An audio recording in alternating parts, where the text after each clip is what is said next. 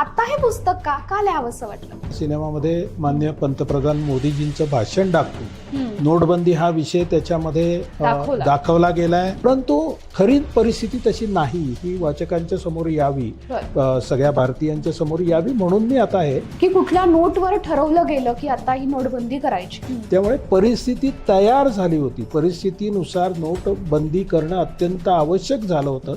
भारतामध्ये भारतीय चलनामध्ये 3 प्रकारच्या नोटा पसरत होत्या. खरंच नोटबंदीनंतर काळा पैसा रोखला गेला का? ज्यांच्याकडे काळा पैसा होता तेच लोक म्हणतात की आमच्याकडचा म्हणजे काळा पैसा हा याच्यातून बाहेर आला नाही. आणि नोटबंदी खरंच आवश्यक होती का? नोटबंदी ही अतिशय आवश्यक होती. त्याचं कारण असं की आपण पाहिलं की काळा पैसा हा त्यावेळी नेमक्या उत्तर प्रदेश मधल्या निवडणुकाही होत्या आणि त्या आसपासच ती सगळी नोटबंदी झाली. चलन चाललेलं होतं, त्याच्यामध्ये फक्त आणि फक्त अवैध गुंड, अतिरेकी, गुन्हेगार या सगळ्यांना मदत होत होती. तुम्ही तुमच्या पुस्तकाला नोट सम्राट 2 असं नाव दिलं, त्यामागे काही विशेष कारण काय? हा आर्थिक सम्राट बनले म्हणून मी नोट सम्राट असं त्यांचा उल्लेख केला.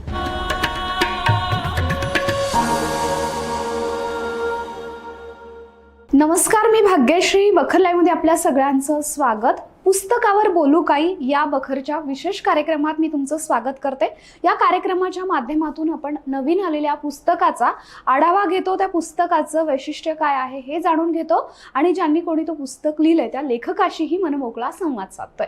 तर आज आपण अशाच एका नव्या कोऱ्या पुस्तकावर बोलणार आहोत आणि ज्यांनी हे पुस्तक लिहिलंय त्या लेखकाशीही आपण गप्पा मारणार आहोत. तर माझ्यासोबत आहेत नोट सम्राट 2 या पुस्तकाचे लेखक, अर्थविषयक अभ्यासक, महाराष्ट्र भाजपाचे प्रवक्ते विनायक आंबेकर. सर, तुमचं खूप खूप स्वागत. तुमचं नवीन पुस्तक येऊ घातलंय, नुकतंच त्याचं प्रकाशन झालंय. पुस्तकाचं नाव आहे नोट सम्राट 2. नोट सम्राट, आता नोट हा शब्द आला ना त्याला धरून नोटबंदी हा विषय येतो. 8 नोव्हेंबर, मी जर चुकत नसेल तर 2016ला रात्री 8 वाजता आपले पंतप्रधान TV समोर आले आणि त्यांनी बातमी सांगितली की नोटबंदीची यापुढे 500च्या आणि 1000च्या नोटा आपल्या चलनातून रद्द ठरवल्या जातील आणि त्या ज्या कुणाकडे त्या नोटा होत्या त्याचं मूल्य हे रद्दी झालं. आणि त्यानंतर जे काय आपण बघितलं तो सगळाच हाहाकार होता. आणि आता तब्बल आपण 2026 मध्ये बोलतोय, 10 वर्ष होऊन गेली आहेत. आता हे पुस्तक का लिहावंसं वाटलं?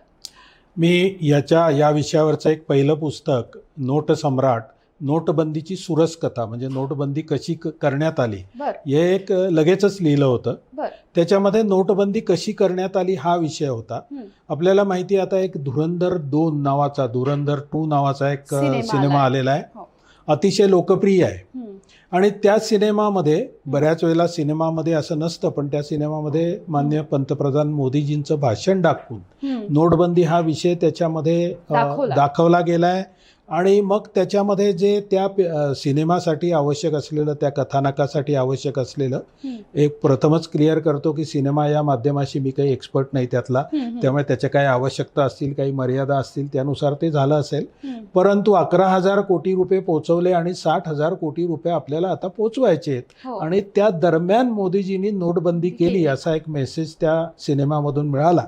आणि मग सगळीकडे चर्चा सुरू झाली की मग 11,000 कोटी रुपये आपल्यापर्यंत पोहोचले तेव्हा आपण काय करत होतो. आणि दुर्दैवाने किंवा त्या सिनेमाची आवश्यकता म्हणून तिथे अशा काही नोटांनी भरलेल्या ट्रक दाखवल्या, जसे काही ते आता निघाल्याच आहेत. गोडाऊन्स दाखवली, प्रिंटिंग प्रेस दाखवली, असं सगळं दाखवलं. आणि मग नंतर तो नायक कसं त्याला आग लावतो वगैरे सगळं दाखवलं. ती त्या सिनेमाची आवश्यकता होती, म्हणजे त्याच्याबद्दल मी काही बोलणं योग्य नाही होणार. परंतु खरी परिस्थिती तशी नाही ही वाचकांच्या समोर यावी, सगळ्या भारतीयांच्या समोर यावी म्हणून मी आता आहे नोट सम्राट 2 आणि नोटबंदीचा लढा, म्हणजे ही नोटबंदी सहजासहजी झाली नाही, त्यासाठी काही लोकांनी प्रयत्न केला असं सांगण्यासाठी मी हे पुस्तक लिहिलेलं आहे.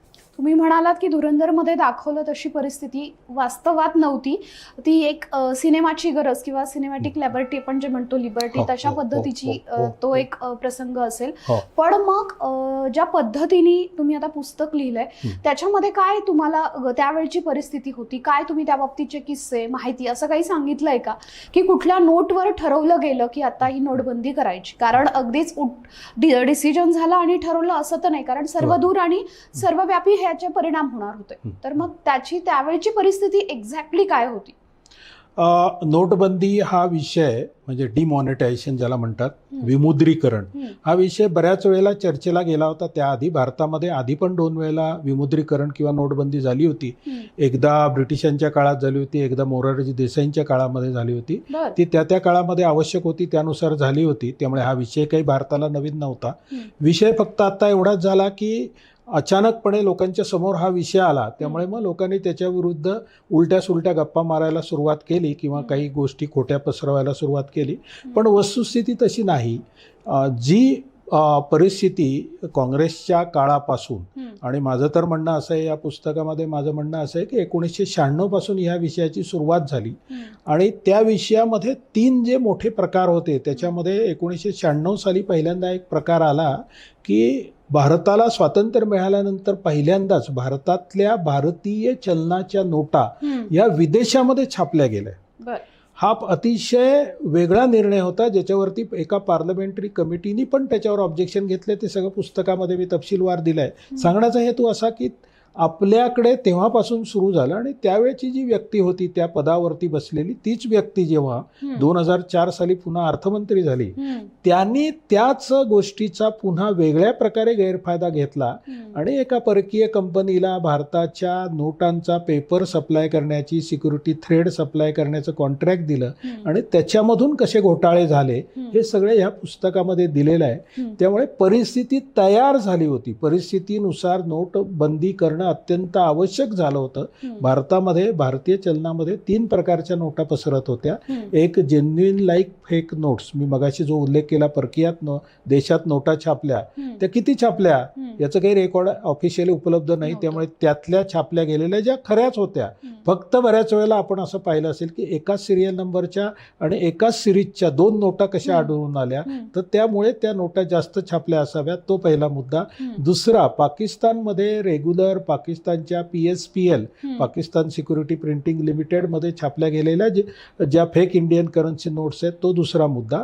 आणि म्यानमार असेल, बांगलादेश असेल, थायलंड असेल, अशा देशामध्ये भारतीय नोटांची कॉपी करून करण्यात येणाऱ्या डुप्लिकेट नोट्स, अशा 3 कारणामुळे भारतामध्ये अशा प्रकारच्या नोटा फिरत होत्या आणि त्यामुळे नोटबंदी ही अपरिहार्य झाली होती, असा तो विषय. ज्यावेळी नोटबंदी केली गेली त्यानंतर खरं तर काळा पैसा जो आहे तो रोखण्यासाठीची ही नोटबंदी आहे हे सगळं जास्त नमूद केला गेलं. खरंच नोटबंदीनंतर काळा पैसा रोखला गेला का? कारण विरोधी पक्ष, विशेष करून राहुल गांधी, बोलताना नेहमी म्हणतात की असं काहीच झालेलं नाहीये. तर किती तथ्य, एक अर्थविषयक अभ्यासक म्हणून, आणि त्याचा काही रेफरन्स या नव्या तुमच्या पुस्तकातही आहे का? नक्कीच आहे. माझं म्हणणं असं आहे की ज्यांच्याकडे काळा पैसा होता तेच लोक म्हणतात की आमच्याकडचा म्हणजे काळा पैसा हा याच्यातून बाहेर आला नाही. याचं एक कारण ते सांगतात की 99% नोटा परत आल्या, परंतु त्या 99% नोटा परत आल्या असल्या तरी सुद्धा त्याविषयीची अधिकृत आकडेवारी कुणीही जाहीर केलेली नाही. त्या 99 आल्या का 110 आल्या का 111% आल्या, त्याच्याविषयी अजूनही संदिग्धता आहे. दुसरी महत्वाची गोष्ट अशी की UPA काळातला जो प्रचंड भ्रष्टाचार होता, त्या भ्रष्टाचारामुळे काळा पैसा एवढा वाढला होता की भारतामध्ये एक समांतर अर्थव्यवस्था या काळ्या पैशाची झाली होती. आणि आपल्याला माहिती असेल तर काळा पैसा हा नॉर्मली ज्या ठिकाणी वापरला जातो त्याच्यामध्ये सोनं आहे, जड जेवायरे आहे, चांदी आहे, रिअल इस्टेट आहे, जमिनीचा व्यवहार आहे, त्यानंतर शेअर बाजार आहे, अशा सर्व ठिकाणी प्रचंड महागाई झालेली होती आणि त्या महागाईमुळे भारतीय जनता त्रस्त झाली होती. यातला वाईट पार्ट असा आहे, जो आम्ही पुस्तकात उल्लेख केला आहे, की काळा पैसा, डुप्लिकेट नोटा या सगळ्या ज्या तयार होतात त्या ठराविक वर्गाकडे एका तयार होतात, मात्र त्याचा बळी जो जातो म्हणजे काळ्या पैशामुळे महागाई वाढते. महागाईचा झळ सगळ्यात कुणाला होते तर सामान्य माणसं, गरीब माणसाला होते. डुप्लिकेट नोटा येतात ते हे लोक, मोठे लोक पसरवतात, पण ती पकडली कुणाच्या हातात जाते? सामान्य माणसाच्या हातात देते. मी प्रसंग दिलेत त्याच्यामध्ये की ज्याच्यामध्ये सामान्य लोक कसे सफर झाले, त्या पुस्तकामध्ये मी सगळी माहिती दिली आहे त्याच्यावरती. आणि त्यामुळे यांचं जे म्हणणं आहे की काळा पैसा परत आलाच नाही, या सगळ्या लोकांचं सगळ्यात मोठं दुःख आहे, जे मी त्या पुस्तकामध्ये नमूद केलेलं आहे की त्यांचा काळा पैसा मोदीजींनी 8 वाजता बरोबर कागदाच्या तुकड्यामध्ये परावर्तित केला, पण त्यांना कुणासमोर जाऊन सांगता सुद्धा येत नाही की आमचा काळा पैसा गेला, म्हणून हे लोक सगळ्यात जास्त आरडाओरडा करतात. तुम्ही अर्थविषयक अभ्यासक आहात आणि एकूणच नोटबंदीचा जो परिणाम आहे तो सर्वसामान्यांवर पण झाला. आपण बघितलं की लाईनमध्ये लोक थांबले आणि तो सगळा जो काय गोंधळ उडाला तो बराच काळ तो चालू राहिला. त्याचा फटका आपल्या अर्थव्यवस्थेला बसला का आणि नोटबंदी खरंच आवश्यक होती का? नोटबंदी ही अतिशय आवश्यक होती. त्याचं कारण असं की आपण पाहिलं की काळा पैसा हा नुसता महागाई करत नाही, तर काळा पैसा काय करतो, तर सगळ्या प्रकारचे जे अवैध धंदे असतात ज्याच्यामध्ये आपल्या देशावर होणारे अतिरेकी हल्ले असतील. पाकिस्ताननी फेक नोटा पाठवून काय केलं, तर त्या 2004 ते 14 या काळामध्ये 500 अतिरेकी हल्ले छोटे मोठे भारतावर झाले. आपल्याला मुंबई ब्लास्ट फक्त माहिती आहे, पण अशा प्रकारचे 100 ठिकाणी चांगले मोठे हल्ले झाले. आणि या सगळ्या हल्ल्यामध्ये, मुंबईच्या हल्ल्यामध्ये जेम्स हेडली जो होता त्यांनी कोर्टासमोर कबूल केलं की मला पाकिस्तानामधून ISIनी फेक इंडियन करन्सी दिली आणि भारतात पाठवलं. त्यामुळे फेक इंडियन करन्सी वापरूनच अतिरेकी हल्ले झालेले आहेत. त्यामुळे अतिरेकी हल्ले हा एक पहिला भाग. ड्रग ट्रॅफिकिंग ज्याचा आज भारतामध्ये मोठा प्रश्न तयार झालेला आहे, त्याच्यामध्येही काळा पैशाचा व्यवहार होता. आणि जी स्थानिक गुंडगिरी आहे, म्हणजे हे सगळे जे गुंड तयार होतात स्थानिक, ते सुद्धा त्याच्यामध्ये भूमाफिया असेल, त्यानंतर एज्युकेशनमधला माफिया असेल, त्यानंतर धान्य आणि जीवनावश्यक वस्तूंचा काळा बाजार करणारे असतील, या सगळ्यांना या ब्लॅक मनीने बळ दिलं होतं. त्यामुळे ब्लॅक मनीवर प्रहार करणं हे अतिशय आवश्यक होतं आणि त्यामुळे नोटबंदी ही अतिशय आवश्यक होती. त्यावेळी नेमक्या उत्तर प्रदेशमधल्या निवडणुकाही होत्या आणि त्या आसपासच ती सगळी नोटबंदी झाली आणि खरं तर ती केली म्हणूनच भाजपाचं सरकार तिथं आलं असंही आरोप होतो किंवा बोललं जातं. काय किती तथ्य, काय खरं? तर राजकीय विधान आहे ते, त्यामुळे त्याच्यावरती जास्त भाष्य करणं योग्य नाही. परंतु उत्तर प्रदेशमध्ये काही विशिष्ट व्यक्ती, ज्यांना डॉन माफिया असं तिथे म्हटलं जातं, या काळ्या पैशाशी संबंधित होत्या. काळ्या पैशाचा मुख्य पुरवठा जो भारताला होत होता तो नेपाळ मार्गे होत होता आणि नेपाळ, बिहार आणि उत्तर प्रदेश यांच्या सीमेवरती ते सगळं होत होतं, हे खरं आहे. आणि थोडंसं नोटबंदी झाल्यामुळे पाकिस्तान ISIची जी ताकद होती काळ्या पैशात, म्हणजे उदाहरणार्थ मी तुम्हाला एक उदाहरण देतो अगदी छोटंसं, की 1,000 रुपयाची नोट छापायला समजा 100 रुपये खर्च येत असेल, तर पाकिस्तानची ISI ही 1,00,000 रुपये खर्चाचं गुन्हेगारी कारवाई ही फक्त 10,000 रुपयात करत होती. आणि त्याच 100 रुपयाला छापलेली नोट ते भारतातल्या एजंटांना 300 आणि 500 रुपयाला विकत होते आणि ते पुढे 1,000 रुपये म्हणून खपवत होते. म्हणजे हे जे सगळं चलन चाललेलं होतं त्याच्यामध्ये फक्त आणि फक्त अवैध गुंड, अतिरेकी, गुन्हेगार या सगळ्यांना मदत होत होती, जी UPAमध्ये थांबली. आणि तो निर्णय जो आहे UPAच्या जनतेने घेतलेला, भारतीय जनता पार्टीचं सरकार निवडायचा निर्णय, त्याचा 100% संबंध नोटबंदीशी असं म्हणणं चुकीचं ठरेल. एक पार्ट त्याच्यातला असू शकतो. तुम्ही तुमच्या पुस्तकाला नोट सम्राट 2 असं नाव दिलं, त्यामागे काही विशेष कारण काय? नक्कीच आहे. मी एका व्यक्तिमत्वाचं त्याच्यामध्ये उल्लेख केलेला आहे. मगाशी मी उल्लेख केला त्याप्रमाणे 1996 साली ते काँग्रेसचे नाही पण त्यावेळेची जी कोॲलिशन गव्हर्नमेंट्स होती त्याच्यामध्ये अर्थमंत्री बनले आणि पहिल्यांदा त्यांनी 1,00,000 कोटी रुपये किमतीच्या नोटा, भारतीय नोटा बाहेरून छापून आणल्या.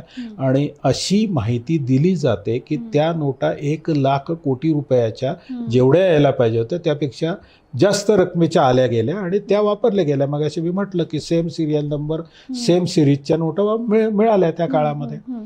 तर त्या व्यक्तीने 2004 ते 2014 या काळामध्ये आपल्याकडे कुणाचीही चर्चा न होता, वास्तविक दुसरे एक बंगालचे जे मंत्री होते त्यावेळेचे काँग्रेसमधले, ते अर्थमंत्री होतील असं सगळ्यांचा अंदाज होता, पण यांच्याकडेच अर्थमंत्रीपद का गेलं ह्याच्या मागचं जे आहे त्याच्यामध्ये ते नोट सम्राट होते. त्याच्यामध्ये पुस्तकामध्ये त्या सगळ्या तपशील आहे त्याचा.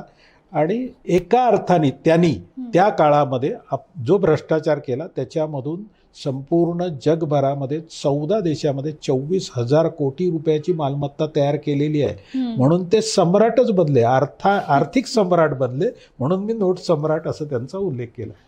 या पुस्तकांमधून वाचकाला नेमकं काय वाचायला मिळेल आणि कुठल्या वयोगटातल्या वाचकासाठी खास असणार आहे? तसं एका अर्थाने जो जिज्ञासू वाचक आहे तो कुठल्याही वयोगटाचा असला तरी त्याला नक्कीच याच्यामधून माहिती मिळेल. आपला देश कसा चालवला जातो आणि आपल्या देशामध्ये विशेष करून असं होतं की एखादा निर्णय झाला की त्याची चिरफाड करून त्या निर्णयाला खोटं ठरवण्याची, त्या निर्णयाला चुकीचं ठरवण्याची जी एक मोठी रॅकेट आहे, ज्याच्यामध्ये काही मीडिया हाऊसेस आहेत, पत्रकार आहेत, राजकीय नेते आहेत, इन्फ्लुएन्सर आहेत आता आपल्या यूट्यूबच्या भाषेमध्ये, असे सगळेजण काम करत असतात अहोरात्र. आणि त्यामुळे काय होतं की सामान्य माणसाच्या मनामध्ये भ्रम तयार होतो की हा निर्णय खरंच कशाला घेतला बरं. असा जो भ्रम तयार होतो तो होऊ नये म्हणून मी नोटबंदीची संपूर्ण माहिती त्याच्यामध्ये दिली. थोडक्यात हे पुस्तक जर वाचलं तर नोटबंदी का, कधी आणि कशी झाली त्यामागची कारण मीमांसा या सगळ्या पुस्तकांमध्ये बघायला मिळेल. आणि तुम्ही जसं म्हणालात की त्या तत्कालीन जे काही उच्चपदस्थ अधिकारी होते त्या सगळ्यांचाही रेफरन्स आणि त्या सगळ्या घटना या पुस्तकामध्ये बघायला मिळतील आणि वाचायलाही मिळतील. एकूणच ह्या पुस्तकाची जी काय प्रजनन काळ होता तो कसा होता, किती काळ तुम्ही लिहिलं, काय अभ्यासला, कोणाकोणाशी बोललात? बेसिकली पहिलं पुस्तक मी जेव्हा लिहिलं होतं तेव्हा एका व्यक्तीच्या मी संपर्कात आलो होतो ज्याचा अर्थ मंत्रालयाशी संबंध होता. आणि त्या काळामध्ये रिझर्व्ह बँक कशी चुकीची वागली आणि बाहेरून नोटा आल्यानंतर त्यांचा कसा वापर झाला रिझर्व्ह बँकेचा, असं त्यांनी मला फर्स्ट हँड माहिती विथ डॉक्युमेंटेशन दिली होती. त्याचा उल्लेख मी ह्याच्यातही कॅरी फॉरवर्ड केलेला आहे. आणि तिथून पुढे मी गेलो ज्याच्यामध्ये आता असं आहे की त्या व्यक्ती ज्या आहेत म्हणजे ज्याच्यामध्ये राजकीय नेते आहेत आणि काही सरकारी अधिकारी आहेत त्यांच्यावर रेग्युलर FIR दाखल झालेले आहेत आणि नुकतंच त्यांना प्रॉसिक्युशन सँक्शन पण मिळालेलं आहे. त्यामुळे त्या केसेस पुढे चालतील आणि सगळे डिटेल्स मीडियामध्ये उपलब्ध आहेत. आपल्याला एक नाव माहिती असेल तर त्या S गुरुमूर्ती नावाचे एक अतिशय अभ्यासक आहेत तामिळनाडूमधले आणि त्यांनी अतिशय धीराने त्या व्यक्तीच्या विरुद्ध, त्याच्या काळ्या कारवायांच्या विरुद्ध न्यू इंडियन एक्सप्रेस नावाचा एक पेपर निघतो त्याच्यामध्ये या गुरुमूर्तींचा फर्स्ट रेफरन्स असा आहे की ज्यावेळेला बोफोर्स खटला झाला त्यावेळेला बोफोर्स खटल्यामध्ये जे प्रकरण बाहेर काढलं त्या टीमचे हे सहभागी होते आणि इंडियन एक्सप्रेसचे रिपोर्टर होते त्यावेळेला. आणि यांनी त्याच्यामध्ये बरीच माहिती गोळा करून दिली होती. त्यामुळे त्यांचे आभार मानून मी तीच माहिती कोट केली सगळी. एकूणच आता तुमचं हे नवं कोरं पुस्तक बाजारात आलंय आणि खरं तर वेगळा विषय आणि जी अनेकांना शंका आहे, अनेकदा त्या विषयावर चर्चा होते आणि शेवटी आर्थिक हा विषय सामान्यांपासून अगदी उच्चपदस्थपर्यंत सगळ्यांच्या जिव्हाळ्याचा असतो आणि ही नोटबंदी होती ती अनेक अर्थाने त्यावेळी गाजली होती. त्या सगळ्या कारण मीमांसा करणारं हे पुस्तक आहे. तुमच्या नवीन पुस्तकाला खूप खूप शुभेच्छा. आणि आज तुम्ही आमच्या या कार्यक्रमात आलात आणि तुमच्या एकूणच या पुस्तकाबद्दल सविस्तर बोला त्याबद्दल धन्यवाद. धन्यवाद.